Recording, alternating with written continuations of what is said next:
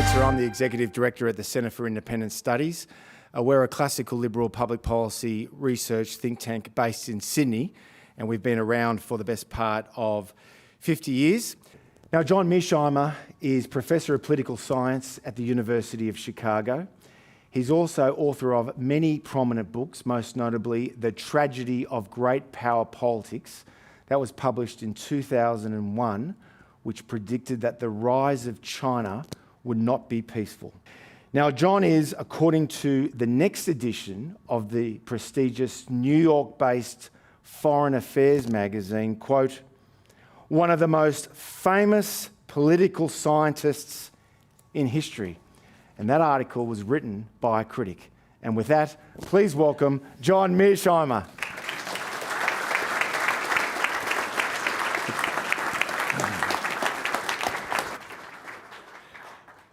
Thank you very much, Tom, for the kind introduction, and thank you all for coming out tonight. I'm amazed at how many people are here. The subject I want to talk about for about 25 minutes, and then I'll be more than willing, after Peter makes his comments on my comments, to take any questions that folks have, is all about American grand strategy. And my argument is that the United States is losing focus. And you say to yourself, what exactly does that mean? I believe that the principal threat that the United States faces in the world is the rise of China and the possibility that China might try to dominate Asia. And I think we have a deep-seated interest in containing China.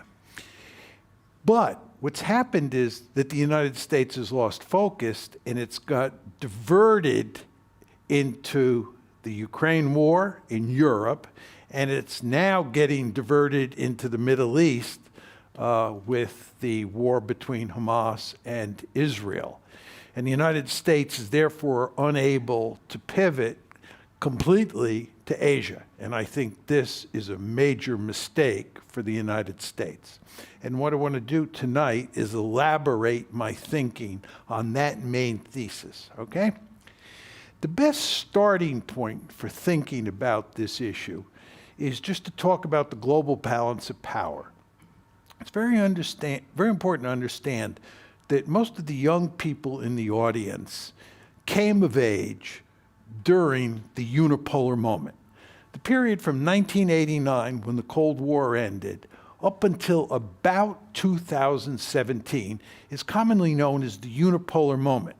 And what that means is that there was only one great power on the planet. And that one great power was the United States of America.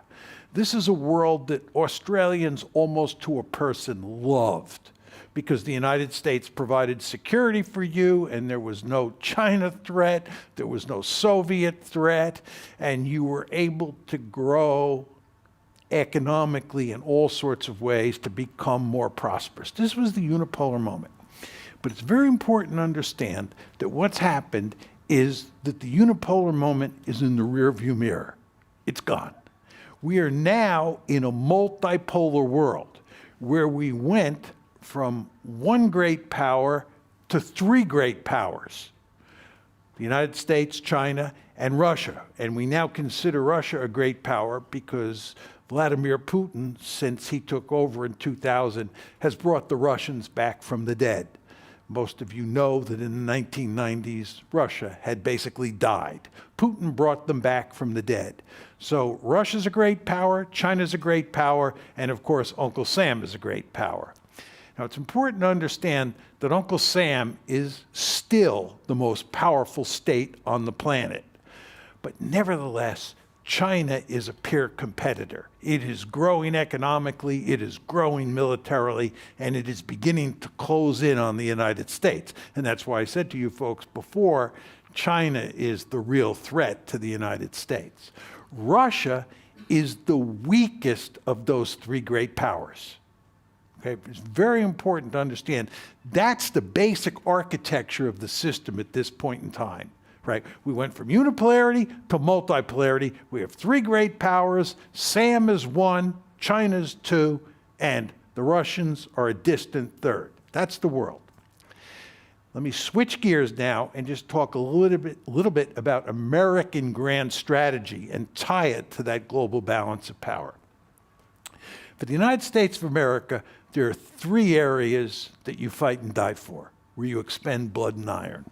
Those three areas of the world are Europe, East Asia, and the Persian Gulf. You care about Europe and you care about East Asia because that's where the great powers are. And if you're the United States of America and you're a great power, you care about the other great powers. The Gulf is of great interest to the United States and other countries on the planet simply because it has oil. And oil is a very special resource. And the United States does not want any country controlling all of the oil in the Persian Gulf. So the United States has a deep-seated interest in maintaining a balance of power in the Persian Gulf. Now, we have these three areas of the world, East Asia, Europe, and the Gulf. Historically, the United States has cared the most about Europe. Europe has been historically much more important than East Asia. And that's because the most powerful great powers on the planet have been located mainly in Europe. Nazi Germany was a much greater threat than Imperial Japan.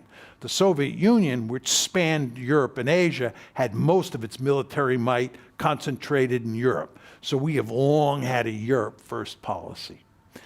That changed after 2017. For the first time in American history, East Asia is the most important area of the world for us. Why is that the case? One very simple reason. Who's the peer competitor out there? It's not Germany, it's not Russia, it's China. Where is China located? It's located in East Asia. Therefore, East Asia is the most important area of the world. And what I'm telling you is that the United States should pivot, right, to East Asia and not get bogged down in Europe. The Russians don't matter that much. They're not a threat to dominate Europe. And the Persian Gulf does not have a potential hegemon sitting in that region. There's no one country that's going to take over all the oil. So we're, in an ideal world, free to pivot. But we've not fully pivoted. And what I'm telling you, and I'm going to lay this out in more detail, is we are going to get more deeply involved in Ukraine and in the Middle East than we already are. And in both cases, the problem is not going to go away. The situation regarding Ukraine and Russia is going to get worse with time for us, and the Israeli-Palestinian conflict and the problems in the Middle East are going to get worse as well. Darkness ahead in both regions, and what does that mean? It means it's difficult to pivot. One final point. Very important to understand that if the United States is worried about dealing with China, and there's one other great power in the system, and that other great power is Russia, you want Russia on your side of the ledger. In other words, if you're the United States and you're looking at a China threat, and there's Russia, you want Russia with you, because Russia represents power. It is a great power. You want the Russians with you against the Chinese. What have we foolishly done? We have foolishly pushed the Russians into the arms of the Chinese. So the Russians and the Chinese, as you surely all know, are tightly allied. This is not in our interest. It should be Uncle Sam and the Chinese. Uncle Sam and the Russians that are tightly allied against China. That's the basic situation that we face. This is why I say we've lost focus and we're in trouble. Now, what I want to do is I want to unpack it for you. I want to unpack this argument in greater detail. Number one, I want to briefly talk about East Asia and what's happened with regard to U.S. policy toward China. That's pretty straightforward. But then I want to get into the tricky issues. One, Ukraine, and two, the Middle East. Talk about the Ukraine war and the Israel-Palestine conflict and its potential for escalation, and make my point that we're going to have a tough time fully pivoting to East Asia. Let's start with Ukraine. Let me just give you a little bit of background on the history of the Ukraine problem. So you have a feel for sort of how this got started and why we're in the present situation. When the Cold War ended, the United States debated whether or not to expand NATO eastward. And we decided in the early 90s, the Bill Clinton administration did, that we were going to expand NATO eastward. And the Russians made it unequivocally clear from the beginning this was unacceptable. They just were opposed. But they were very weak in the 1990s. Remember what I said before? And they were even very weak in the early 2000s. This is before they are brought back from the dead by Putin. So in 1999, we shoved NATO expansion down their face, down their throat, when we bring in Poland, Hungary, and the Czech Republic. That's 1999, okay? Then in 2004, we shove another tranche of NATO expansion down their throat. This is when we bring in the Baltic states, Romania, Bulgaria, Slovenia, Slovakia. The Russians are hollering out loud that this is unacceptable, they don't want it, but they're too weak, and we push it down their throat. That's 2004. First tranche, 99, second tranche, 2004. In April 2008, that's when we make the really big mistake. We say at Bucharest, the annual NATO summit at Bucharest, April 2008, we're bringing Ukraine and Georgia into the alliance. Putin says at the time, the Russians make it unequivocally clear across the board that this is not happening. And Putin makes it clear that he will destroy Ukraine before he allows it to become a member of the alliance. The Americans think that they can just shove it down Putin's throat, just like they did in 1999, just like they did in 2004. So we continue to push. And not only are we pushing NATO expansion, we're pushing EU expansion at the same time, and we're trying to foster a color revolution. Many of you, I'm sure, remember the Orange Revolution we were trying to foster in Ukraine. What are we doing there? We're trying to turn Ukraine into a liberal democracy that has a pro-West orientation. This spooks the Russians like you wouldn't believe. A liberal, democratic Ukraine that's in the EU, that's in NATO, especially in NATO, on their border. The crisis breaks out in 2014. 2008, Bucharest. 2014 is when the crisis breaks out. That's when the Russians take Crimea, number one. And two, that's when the civil war breaks out inside Ukraine in the Donbass. So there's big trouble in 2014, and that trouble continues through 2021.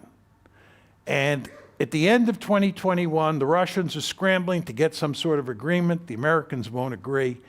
And on February 24th, 2022, a war breaks out. The present war breaks out. So you see, the crisis broke out in 2014, and that's when Crimea was lost. And then 8 years later, February 2022, the war that we now read about every day broke out. That's the background.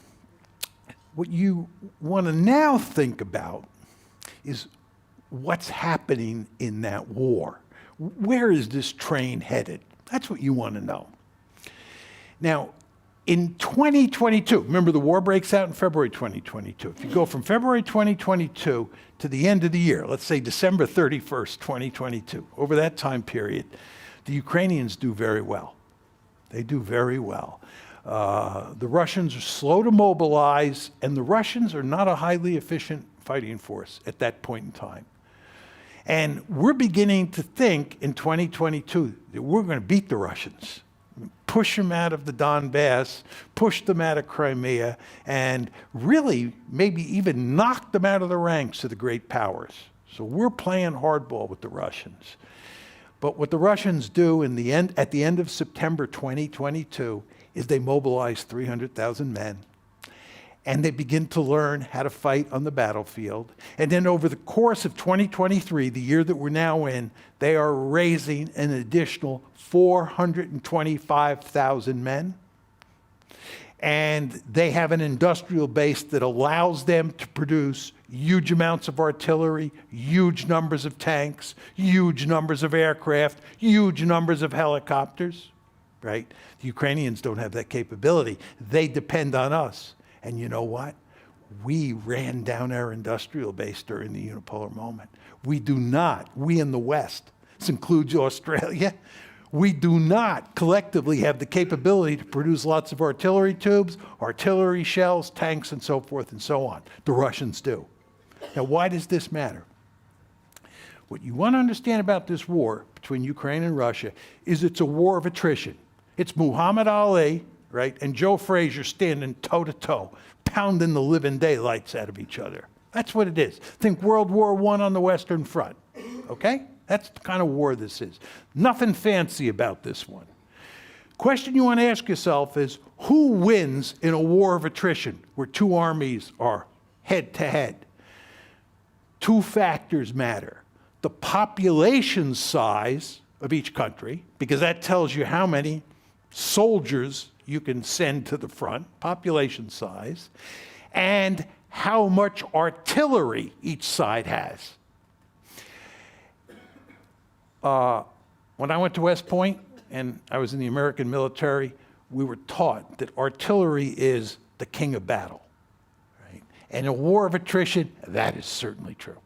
So the question is, what does the population ratio look like between the two sides? What's the artillery ratio look like? You want to know what the population ratio is? It's 5-1 in the Russians' favor. You want to know what the artillery ratio looks like? It's somewhere between 5-1 and 10-1. And most people think it's 10-1 at this point in time in the Russians' favor. And we in the West cannot rectify that imbalance. So you have the situation where the Ukrainians are outnumbered, population-wise, 5-1. They're outnumbered probably 7-1, 10-1 in terms of artillery. Can't improve either one of those situations. And in a war of attrition, that's the kiss of death. And furthermore, on top of all that, as you know, they launched a counteroffensive on 4 June of this year. My God, the Ukrainians have suffered enormous casualties with these offensives. We've encouraged them to attack the Russians. It was foolish in the extreme, in my opinion. The Ukrainians should have remained on the defensive. They have suffered such casualties. And they already were down 5-1 population-wise and down in terms of artillery. They're going to lose. They're going to lose. There's no way the Ukrainians can win, right? What does losing mean in this case? The Russians are not going to conquer the whole country. It would be a massive mistake. It's a huge piece of real estate, Ukraine. And furthermore, there are lots of people, especially in the central part and the western part of Ukraine, who are ethnic Ukrainians who hate the Russians. Occupying that area would be insane. What the Russians are going to end up doing is they now control close to 23% of Ukraine. I believe they'll try to take another 20%. The Russians have annexed 4 oblasts plus Korea, and I believe that they will try to annex another 4 oblasts. And at the same time, they're going to go to great lengths to turn Ukraine into a dysfunctional rump state. A dysfunctional rump state. They will interfere in the politics of Ukraine, they will interfere with the Ukrainian economy, and they will do everything they can to wreck Ukraine and keep it wrecked, as they said they would in 2008, and they have consistently said afterwards. Now, the problem here, I mean, aside from the fact that this is a devastating defeat for Ukraine, the problem is Ukraine won't be knocked out of the fight completely. And what you will get at some point is not a peace agreement. You're not going to get a peace agreement here. You're going to get a frozen conflict. The fighting will stop, there'll be a ceasefire, and you'll have a frozen conflict. It'll be a lot like Korea on the 38th parallel. As you all know, North Korea on one side, South Korea on the other. You'll have a frozen conflict, and the potential for escalation will be ever present. And you want to understand the United States will be involved in Ukraine, in Eastern Europe, doing everything it can to damage Russia. We will not lose gracefully. We will not lose in Ukraine and pivot to Asia.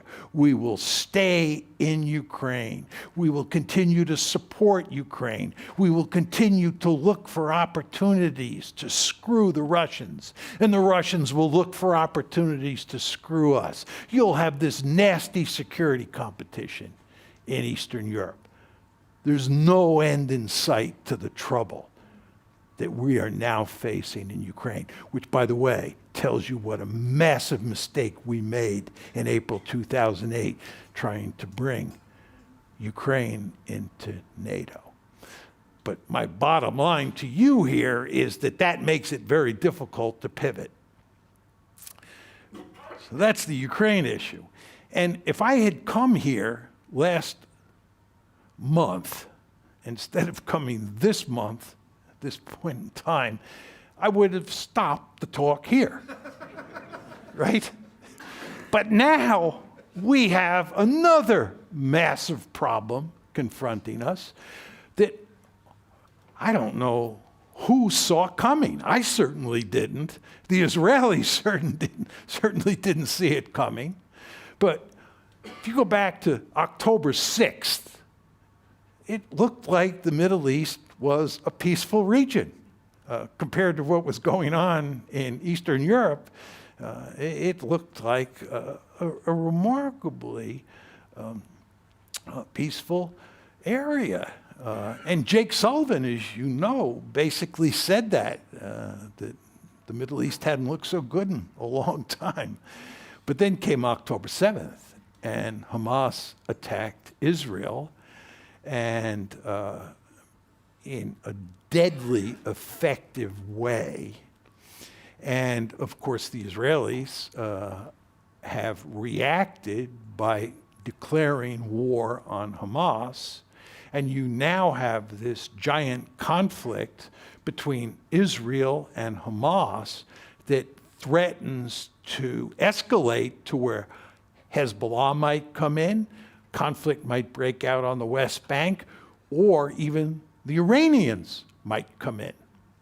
So this is a really dangerous situation. And much like Ukraine, we're going to sink deeper into the mud here, and this one's not going away anytime soon, right?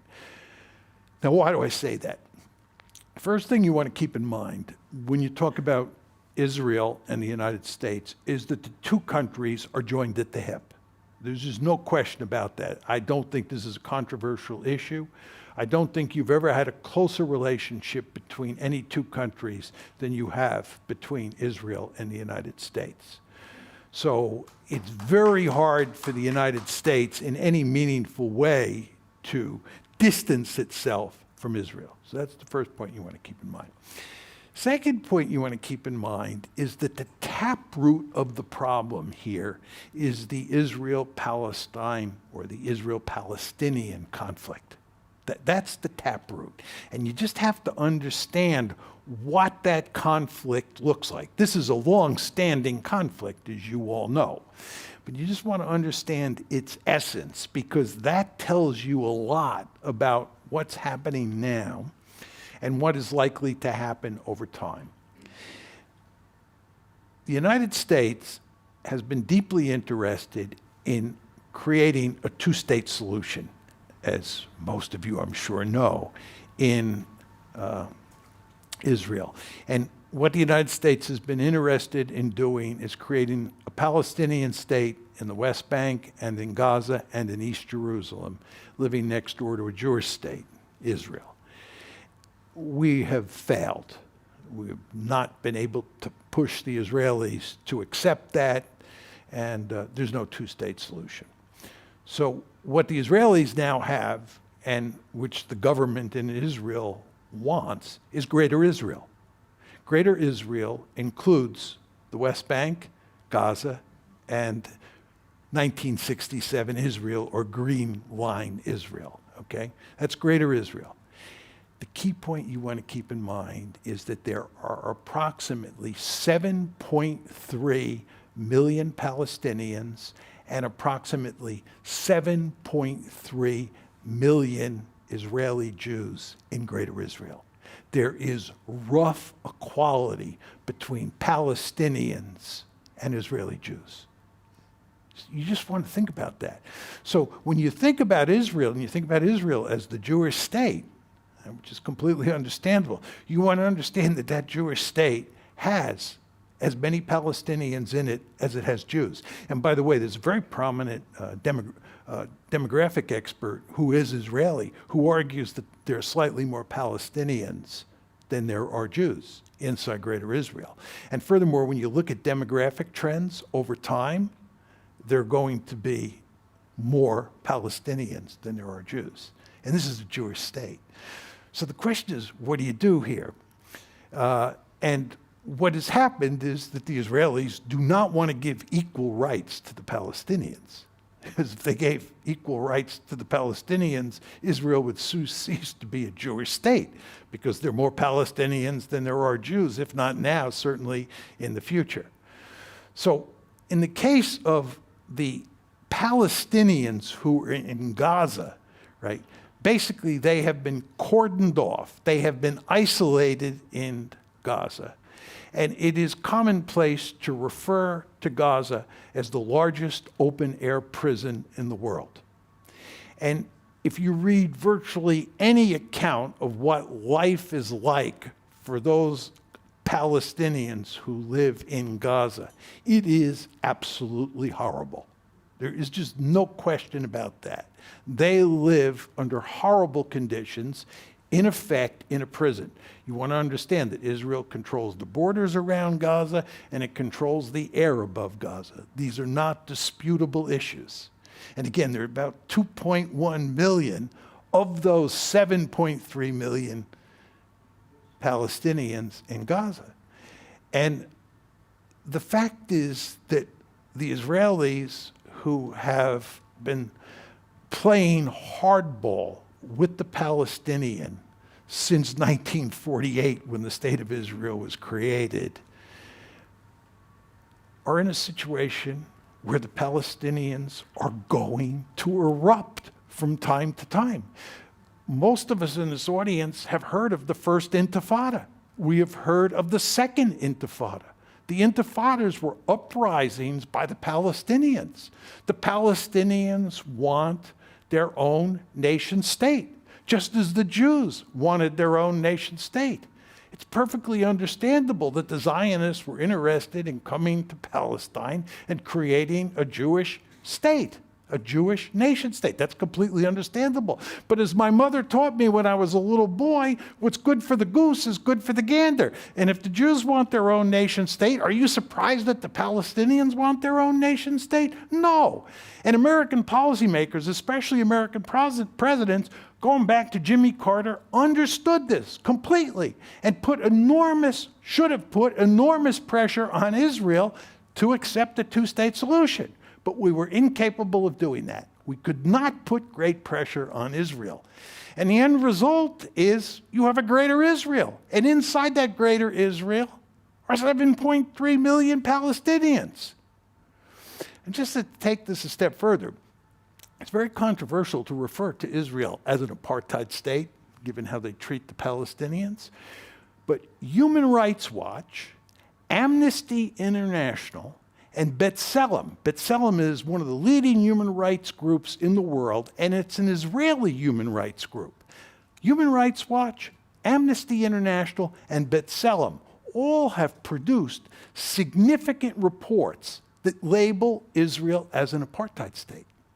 So this is the reality that you now face.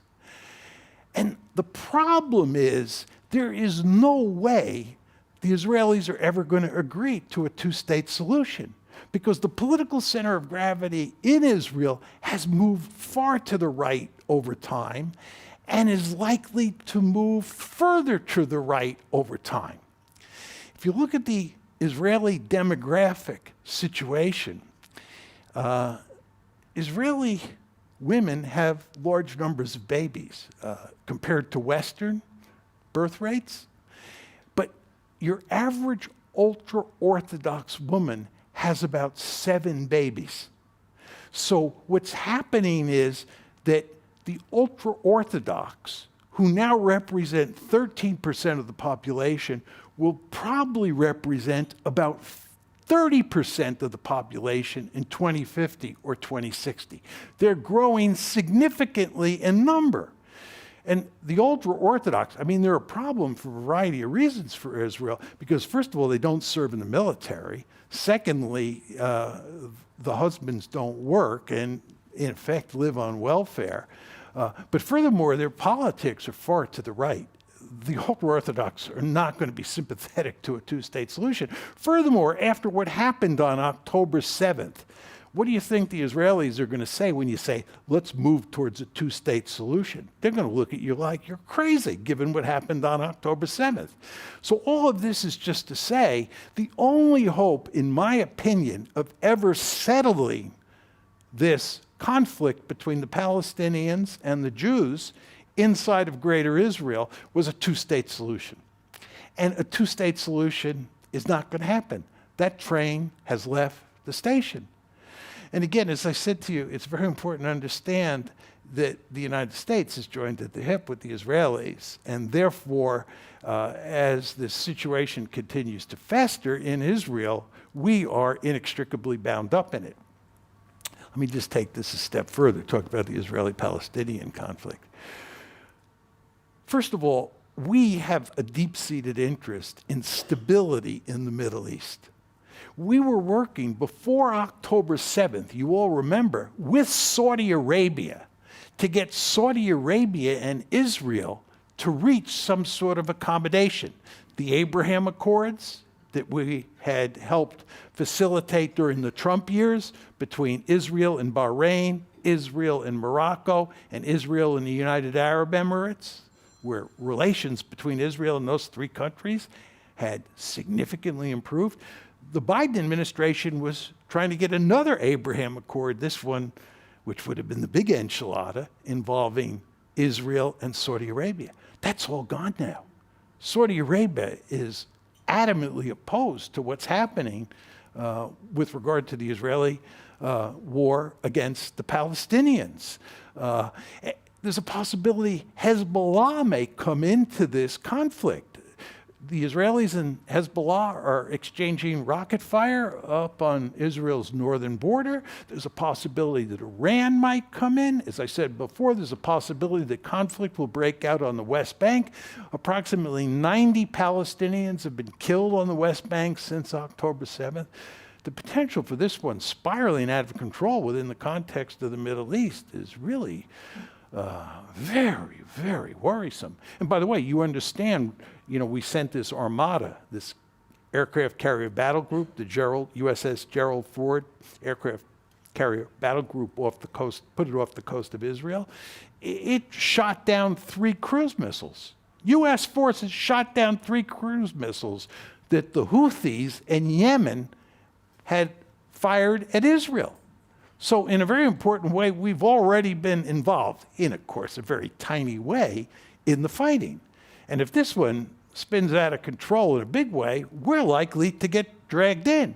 And furthermore, as I told you, there's no hope of this going away anytime soon. Then there's the diplomatic dimension to this. The Russians and the Chinese just love this situation, right? And they're saying all sorts of things about how the Americans failed to produce a diplomatic solution that would have given the Palestinians a state of their own. And this is, of course, a message that resonates all around the planet, right? We're in all sorts of trouble in the Arab world. This may lead to another oil embargo. And furthermore, in the global South, we're very interested in winning the allegiance of the global South, especially to help us in Ukraine. We're in deep trouble in the global South as a result of this. So in terms of stability in the Middle East, in terms of our diplomatic position around the world as a result of the Arab-Israeli conflict or the Palestinian-Israeli conflict, we're in deep trouble, right? And again, this is one of these situations that has no solution. I mean, that I can see. I hope I'm wrong. I hope I'm humiliated. And a year from now, when I return, when Tom brings me back, I can say I was wrong, right? The same thing is true with Ukraine. But I don't see the Ukraine situation or the Middle East situation looking any better. Brings me to my bottom line. We have a peer competitor. The Biden administration, as far as I'm concerned, to a person, will tell you that the principal threat the United States of America faces is China. There is nobody who disagrees that China is our biggest threat. But what I'm telling you is we're in a situation where we can't fully pivot to Asia to deal with that threat because we're pinned down in the Middle East now and before that in Ukraine. Furthermore, the Russians, who should be on our side, because of our foolish policies, have pushed them onto the side of the Chinese. This is not good. And the final point that I'll leave you with is you know, we in the West, and I'm sure this is true of many Australians, love the rules-based order. Right? We always talk about the rules-based order. We think it's important to obey the rules. And the West, of course, the United States, has played a key role in establishing that rules-based order, which is in our interest. But the rules-based order is in tatters as a result of Ukraine, the Middle East, and assorted other forms of behavior by the United States. So all of this is to say, we are in the deep kimchi. Thank you. For decades, CIS has been a fiercely independent voice working hard to promote sound liberal principles. To be notified of our future videos, make sure you subscribe to our channel, then click the notification bell. We rely solely on the generosity of people like you for donations to advance our classical liberal cause. Check out the links on screen now to see how you can get involved.